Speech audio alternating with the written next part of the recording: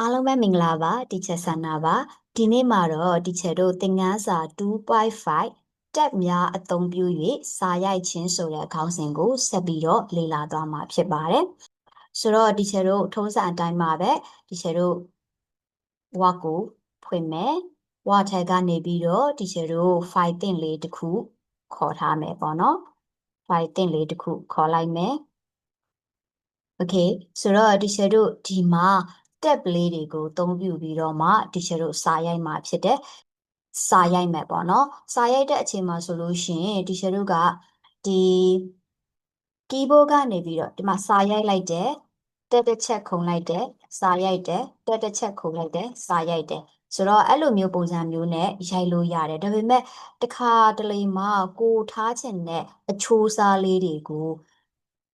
တိတိကျကျကဏ္ဍလေးတွေနဲ့သတ်မှတ်ပြီးတော့မှတီချာတို့ရိုက်တဲ့ဟာမျိုးပေါ့နော်ဥပမာတီချာပြမယ်ဒါမျိုးလေးပေါ့နော်တီချာတို့ကအလုပ်လျှောက်တဲ့လျှောက်လွှာပုံစံလေးဒါဆိုလို့ရှိရင်တီချာတို့စာတစ်ခါရိုက်တယ်ဒီမှာတက်တစ်ခါခြားထားတယ်အဘအမည်ကိုရိုက်တယ်ပြီးတော့တက်ခြားထားတယ်ပေါ့နော်ဒီတက်ခြားထားတဲ့ဟာလေးကတီချာတို့ keyboard ကတက်ကိုပဲသုံးမယ်ဆိုလို့ရှိရင်တော့မညီမညာလေးတွေဖြစ်တတ်တယ်ဆိုတော့အဲ့ဒီအချိန်မှာတီချာတို့က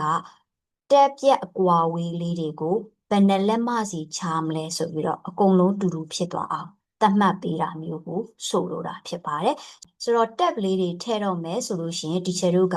ပေတံလေးကိုခေါ်ထားဖို့လိုပါတယ်ဆိုတော့ပေတံကိုဘယ်မှာခေါ်မှာလဲဆိုလို့ရှိရင်တီချာတို့ view တက်ထဲကနော် show ဆိုတဲ့ group ထဲမှာ ruler ဆိုတဲ့ဟာလေးရှိတယ်အဲ ruler ကိုတစ်ချက်နှိပ်လိုက်မယ်ဆိုတော့ပေတံလေးပေါ်လာပြီဒီအပေါ်ဘက်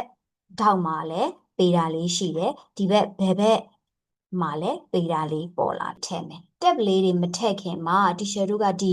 ပေတံလေးကိုတစ်ချက်ကြည့်ရအောင်ဒီပေတံလေးမှာဆိုလို့ရှိရင်တီချာတို့ဘာမှပြုပြင်ပြောင်းလဲထားခြင်းမရှိသေးတာကိုတွေ့ရမှာဖြစ်တယ်။ Okay စပြီးတော့တီချာတို့ပြောင်းမယ်။ whole text ထဲက paragraph group ထဲက down arrow မြားလေးကိုတစ်ချက်နှိပ်မယ်။ text ဆိုတဲ့ကိုဝင်ပါမယ်။အဲ့မှာ box လေးတစ်ခုကြာလာမယ်။ဒီ box ထဲမှာကိုလိုချင်တဲ့အတိုင်းလေးတီချာတို့ပြောင်းမယ်။ပြောင်းမယ်ဆိုတော့နမူနာပုံစံလေးကိုတီချာတို့တစ်ချက်ကြည့်မယ်။ Okay အဲ့လို tab လေးတွေကို format ချဖို့အတွက်ဒီချာတို့ကနမူနာလေးတစ်ချက်ကြည့်မယ်ဟုတ်ပြီနော်ဒီ file လေးကိုပဲတစ်ချက်ကြည့်လိုက်မယ်ဒီမှာနံပါတ်2ဆိုတဲ့ဟာလေးကိုရိုက်တယ်နံပါတ်2ကနေပြီးတော့ဒီချာတို့ဒီဘက်ကိုတက်ခုံရမယ်အဲ့လိုခုံလိုက်တဲ့တက်ရဲ့အကွာဝေးကိုဒီချာတို့ကတက်လက်မထားမယ်ပြီးတော့ဘာအမည်ဆိုတဲ့စာသားကိုရိုက်မယ်ဟုတ်ပြီနော်ဘာအမည်ဆိုတဲ့စာသားကိုရိုက်ပြီးတော့တီချာတို့ဒီဘက်ကိုတစ်ခါခုံမယ်အဲ့ဒီခုံလိုက်တဲ့အကွာဝေးကတီချာတို့ကဘယ်လောက်ထားရမလဲဆိုလို့ရှိရင်3ထားမယ်ဟုတ်ပြီနော်ပြီးတော့အဲ့3ပြီးတော့တီချာ that ဆိုတဲ့ဟာလေးရိုက်ရမယ် that ပြီးတော့ဒီဘက်ကိုတစ်ခါတီချာတို့တက်တစ်ခါခုံရမယ်ဆိုတော့ဒါလေးကတစ်လက်မခွဲလောက်ပဲရှိတယ်ဒီထိကတီချာတို့က3ရှိနေပြီဆိုတော့ဒီဟာလေးကကျတော့3.5ဖြစ်သွားမယ်3.5လေးတီချာတို့ခုံလိုက်မယ်ပြီးတော့ဒီ dot line လေးစပြီးတော့ဆွဲမဲ့နေရာကနောက်ထိပေါ့နော်ဒီအဆုံးထိကိုတီချာတို့က6လက်မဆိုပြီးတော့မှတီချာတို့ပြင်မယ်အဲ့ဒါကိုတီချာတို့ကဒါက let လို့ထားမယ်ဒါကတီချာတို့ center ဟုတ်ပြီနော် center ကနေပြီးတော့နောက်ထပ် let ကိုပြန်ပြီးတော့သွားမှာဆိုတော့ let ဒါကကြတော့ right ဘက်ကိုကတ်သွားပြီဖြစ်တဲ့အတွက်ကြောင့်မလို့ဒါလေးကူကကြတော့တီချာတို့ right ဆိုပြီးတော့အဲ့လို format လေးတီချာတို့ချမှာဖြစ်တယ်โอเคเนาะအဲ့ဆိုလို့ရှိရင်ဒီချက်ပြန်ပြောပါမယ်โอเคเนาะဒီမှာကနားရိုက်မယ်ဒီဘက် let ကိုတီချာတို့တက်လက်မထားမယ်ဘာအမည်ကိုရိုက်မယ်ပြီးတော့ဘာအမည်ကနေပြီးတော့ဒီဘက်ကိုတီချာတို့က3လက်မသွားမယ်ဒါကိုတီချာတို့က center ထားပြီးတတ်မှတ်မယ်နောက်အဲ့ဒီ3လက်မချပြီးတော့တီချာတို့က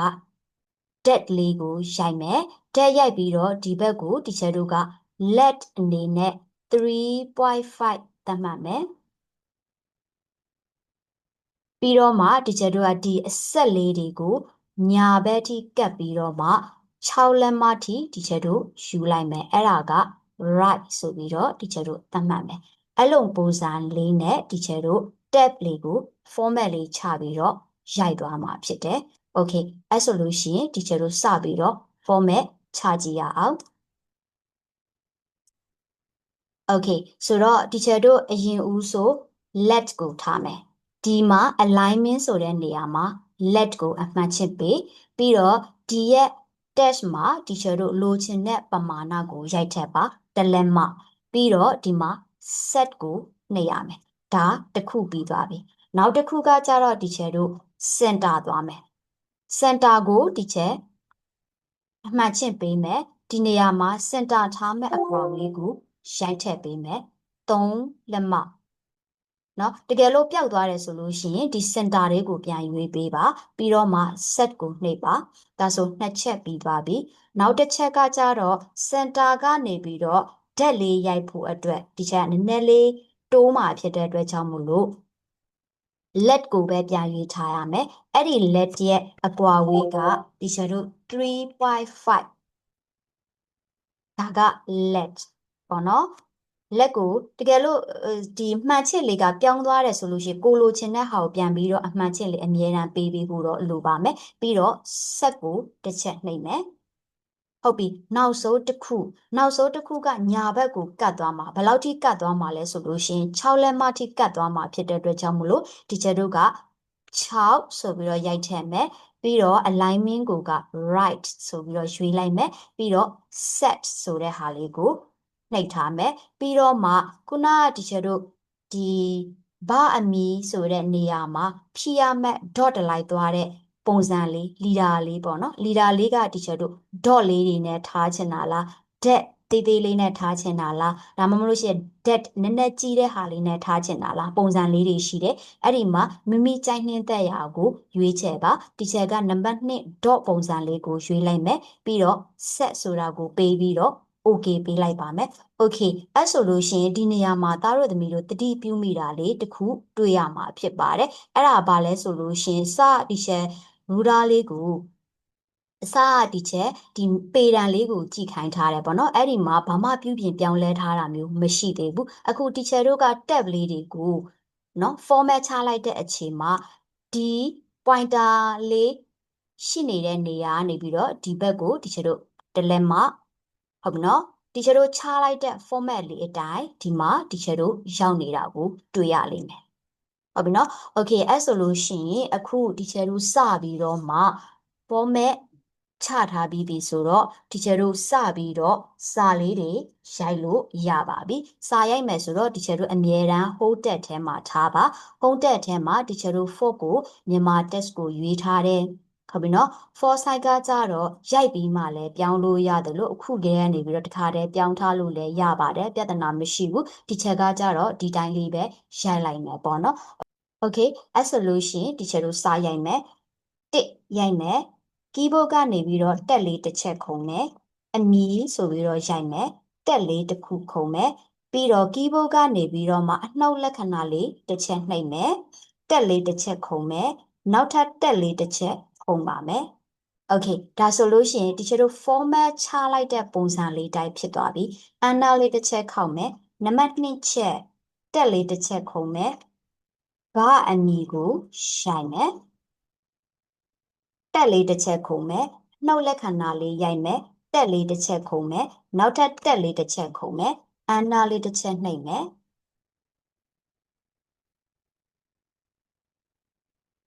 နံပါတ်3ကိုရိုက်မယ်တက်လေးတစ်ချက်ခုံမယ်နောက်ထပ်ဒီချက်တို့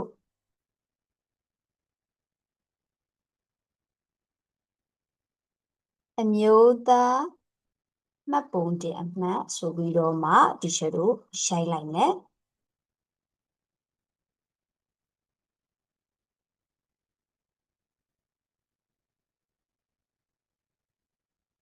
တက်လေးတစ်ချက်ခုံမယ်နှုတ်လက္ခဏာလေးရိုက်မယ်တက်လေးတစ်ချက်ခုံမယ်နောက်ထပ်တက်လေးတစ်ချက်ခုံမယ်အန်နာလေးတစ်ချက်ခောက်မယ်နံပါတ်4ချက်ကိုရိုက်မယ်အဲ့လိုမျိုးပဲဒီချက်တို့အဆုံးထိဒီချက်တို့ ရိုက်သွားရမှာဖြစ်ပါတယ်ဆိုတော့ဒီချက်ဆက်ပြီးတော့ရိုက်သွားမယ်နော်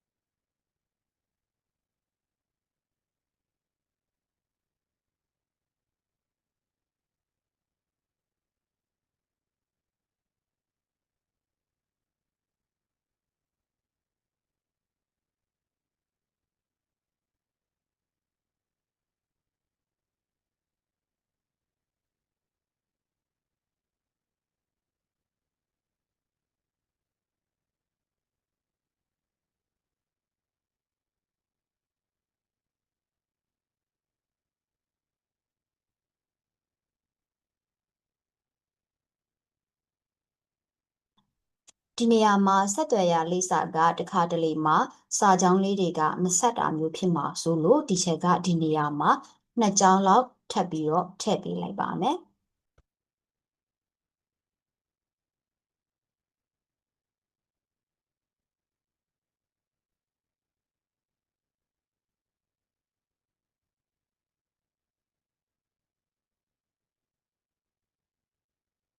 โอเค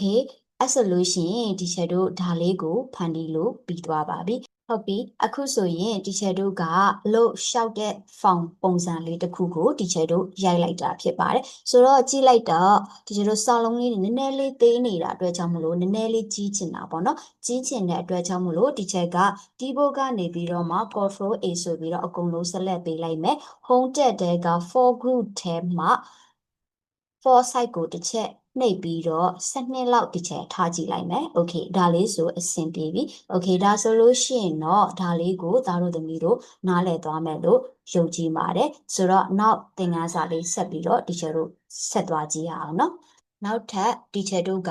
ဒီ file တစ်ခုထဲမှာပဲမတူညီတဲ့စာရွက်ပုံစံလေးတွေထပ်ပြီးတော့ခေါ်มาဖြစ်တယ်ဆိုတော့ pointer လေးကိုစာရွက်ရဲ့နောက်ဆုံးနေရာကိုဒီချက်တို့ပို့ထားပေးမှာဖြစ်ပါတယ်ဆိုတော့နောက်ထပ်စာရွက်အသစ်တစ်ခုကိုခေါ်มาဖြစ်တဲ့အတွက်ကြောင့်မို့လို့ page layout ထဲကိုသွားပါမယ် page layout ထဲက page setter ထဲကနေပြီးတော့ break ဆိုတဲ့ဟာလေးတစ်ချက်နှိပ်မယ်အဲ့ဒီမှာမှဒီချက်တို့က next page ဆိုတဲ့ဟာလေးရွေးပေးလိုက်ပါမယ်ဆိုတော့နောက်ထပ်စာရွက်လေးတစ်ခုကျသွားတယ် pointer ကလည်းအဲ့ဒီမှာသွားပြီးတော့ရှိနေမယ်ဆိုတော့ဒီ page ရဲ့ပုံစံကခြားပုံစံလေးဒီပေါ်လာတဲ့ page ပုံစံကိုဒီ shadow ကပြောင်းမယ်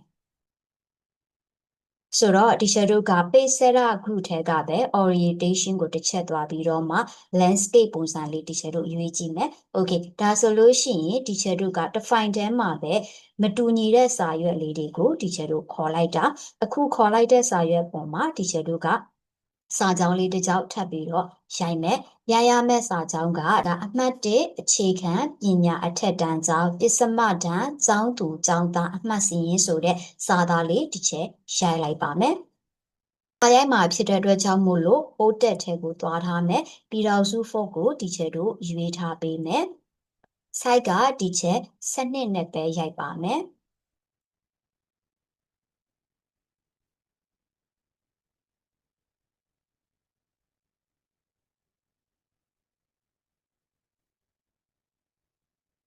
ဒီလေးကိုဒီချက်က select ပေးပြီးတော့မှ contact ထဲက for group ထဲကနေပြီးတော့မှဘိုးလေးတင်ပေးမယ် site လေးနည်းနည်းလေးဒီချက်ပြောင်းချင်တာမို့လို့ for site ထဲကိုသွားပြီးတော့မှ14လောက်ဒီချက်ပြောင်းထားလိုက်မယ် okay အဲ့ဒီအောက်မှာမှဒီချက်ကနောက်ထပ် table လေးတစ်ခုထည့်မယ်ចောင်းသားမှတ်စည်း table လေးတစ်ခုထပ်ထည့်မှာဖြစ်တဲ့အတွက်ကြောင့်မို့လို့ keyboard ကနေပြီးတော့မှ under လေးတစ်ချက်ခောက်ထားမယ် table ပုံစံကဒီလိုပုံစံမျိုးဖြစ်ပါတယ်ကို table ထက်တော့မယ်ဆိုလို့ရှိရင်အဓိက table ရဲ့ row နဲ့ column ဘယ်လောက်ရှိလဲဆိုတာဒီချက်တို့အရင်သိထားဖို့လိုတယ်ဆိုတော့ဒီချက် column လေးတွေလိုက်ကြည့်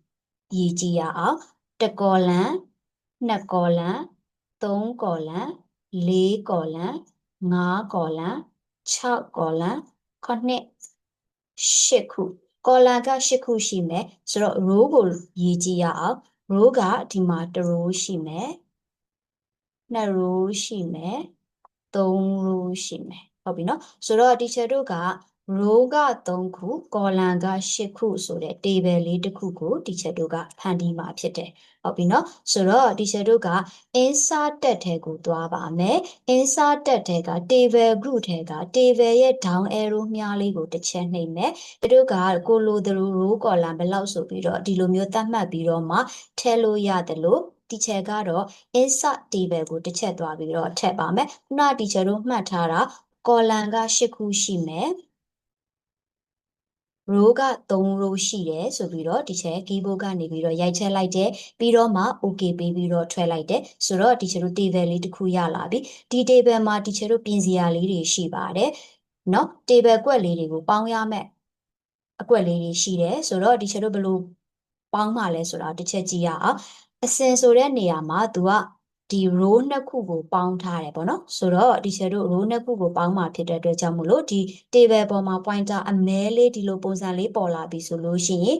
mouse ကနေပြီးတော့မှ drag ဆွဲပြီး select ပေးလိုက်ပါပြီးတော့ဒီချက်တို့ layout ထဲကိုသွားပြီးတော့မှ mark group ထဲက mark cell လေးနဲ့ဒီချက်တို့ပေါင်းပေးလိုက်ပါမယ်ဆိုတော့ဒီချက်တို့ table row နှစ်ခုကိုဒီချက်တို့ပေါင်းလိုက်တာဟုတ်ပြီနော်နောက်တစ်ခွက်ကိုကြည့်မယ်နောက်တစ်ခွက်အမီဆိုတဲ့နေရာမှာလည်းဒီချက်တို့ပေါင်းထားတယ်ဖြစ်တဲ့အတွက်ကြောင့်မို့လို့ pointer လေးတင်မယ် select မှတ်မယ်ပြီးတော့ layout ထဲက mark ဆိုတဲ့ mark cell လေးကိုတစ်ချက်နှိပ်မယ် okay နောက်တစ်ခုဒီချက်တို့နောက်ကျောင်းဝင်အမှတ်မှာလည်းဒီချက်တို့ကပေါင်းရမှာဖြစ်တဲ့အတွက်ကြောင့်မို့လို့ select ပေးမယ်ပြီးတော့ layout ထဲက mark group ထဲက mark cell လေးနဲ့ဒီချက်တို့ပေါင်းလိုက်ပြီ okay နောက်ပေါင်းရမယ့်နေရာထပ်ပြီးတော့ကြည့်မယ်ရမှန်းဆိုတဲ့နေရာမှာကသူကကော်လမ်လေးတွေကိုပေါင်းထားတာကော်လမ်လေးခုကိုတစ်ခုတည်းပေါင်းထားတာဖြစ်တဲ့အတွက်ကြောင့်မို့လို့ဒီချက်တို့က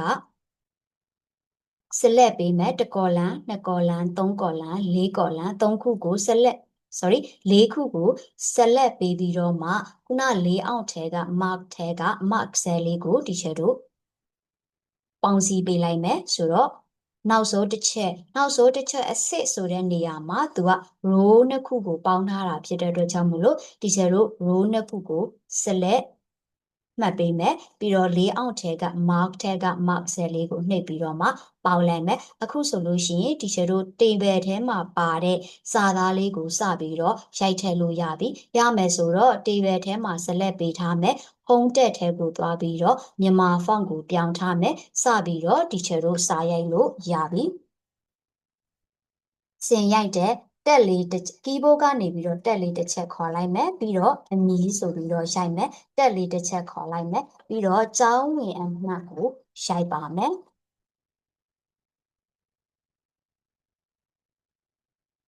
โอเคနောက်တက်လေးတစ်ခုခေါ်လိုက်မယ်တက်လေးတစ်ချက်ခုံလိုက်မယ်ရမှတ်များဆိုပြီးတော့ဒီချက်တို့ရိုက်ပါမယ်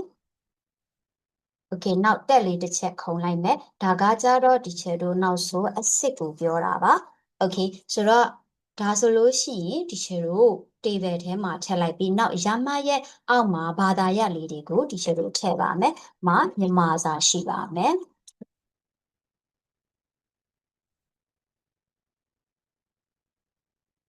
တက်လေးတစ်ချက်ခုံလိုက်မယ်အင်္ဂလိပ်စာရှိမယ်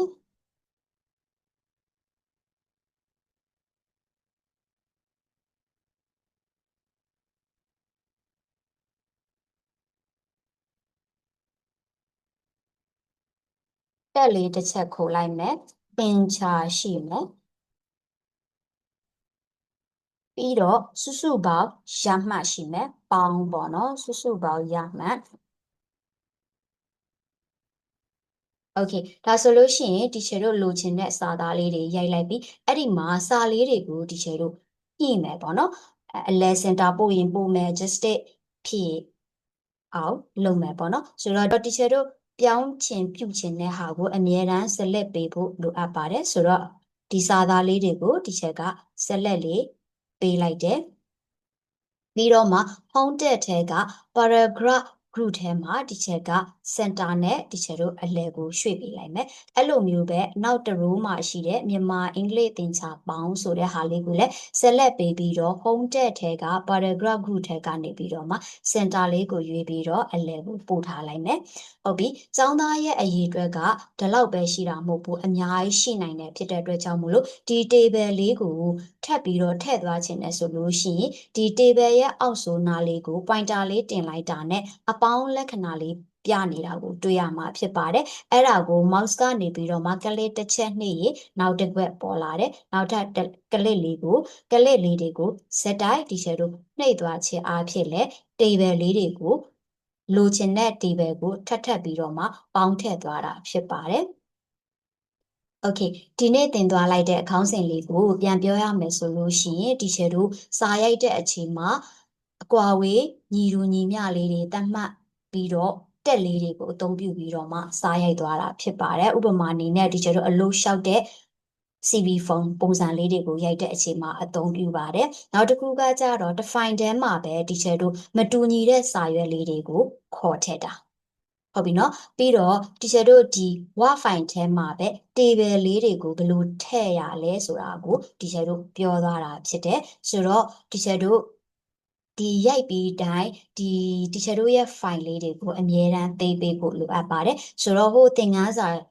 1 2 3တုန်းကသင်ထားသလိုမျိုးပဲ teacher တို့ file သိမ်းမယ်ဆိုတော့ file ကိုတစ်ချက်သွားရပါမယ်စိတ်မှာဆိုတော့ CS ကိုတစ်ချက်နှိပ်မယ် browser ကိုတစ်ချက်ရွေးထားမယ် browser ထဲကနေပြီးတော့မှဒီdate ကိုတစ်ချက်ရွေးပြီးတော့ teacher တို့ folder က teacher center 1ဖြစ်တဲ့အတွက်ကြောင့်မို့လို့ကလင်းတစ်ချက်ပေးပြီး open နဲ့ဖွင့်မယ်ရှေ့မှာ teacher တို့သိမ်းထားတဲ့ file လေး2 file ရှိတယ်အဲ့ဒီ file ထဲမှာပဲ teacher တို့ကနောက် file တစ်ခုထပ်သိမ်းမှာဖြစ်တဲ့အတွက်ကြောင့်မို့လို့ file လေးခုကကြတော့ teacher ကဒီနေရာမှာပြောင်းမှာဖြစ်ပါတယ်ပြောင်းမှာ cv file ရိုက်ထားတဲ့ဟာလေးဖြစ်တဲ့အတွက်ကြောင့်မို့လို့